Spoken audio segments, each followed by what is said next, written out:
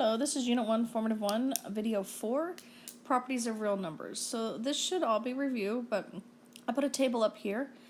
Okay, so the first thing we have is the property, and then we have addition and multiplication. So all the properties are for both. The first one's a commutative property, which just changes the order we add in. So we have A plus B as opposed to B plus A. And then same with multiplication. It just changes the order. The associative property is the grouping property, so it changes what group. So on this one you have A plus B in parentheses, and then on the right side you have B plus C. Okay.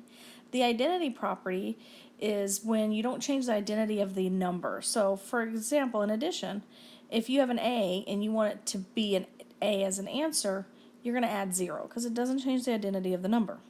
In multiplication, you're going to multiply by 1. Okay. Anytime you multiply by 1, it doesn't change the answer. Inverse is just doing the opposite. That's when we solve equations, but you won't have to do that property. And then distributive property is when we have a number or a letter outside parentheses, and we have to take that and we have to multiply by both things inside the parentheses. So you have A times B, which is AB, and then A times C, which is AC. Okay, so the commutative property, again, you think of commuting.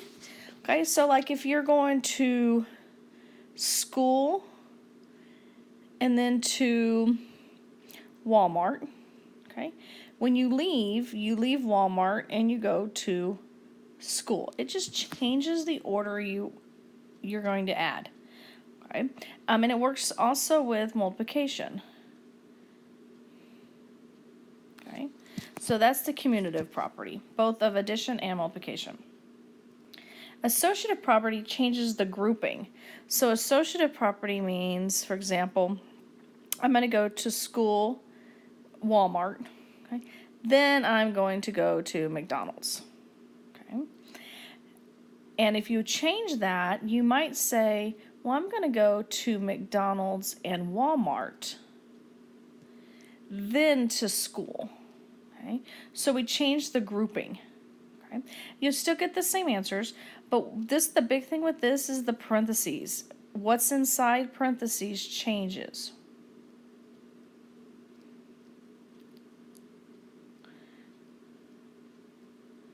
And then it's the same with multiplication.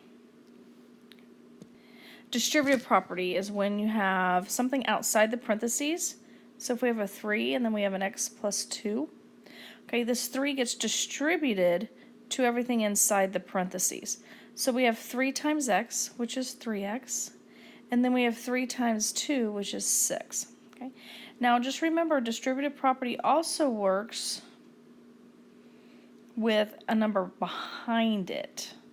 Okay, so even though the 2 is behind, it's still a distributive property. So you're going to go 2 times 3x, which is 6x, and then 2 times negative 4, which is a negative 8. Last one, identity property.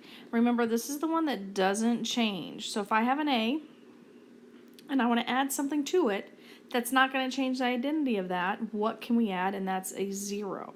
So that's the identity property. That one's of addition.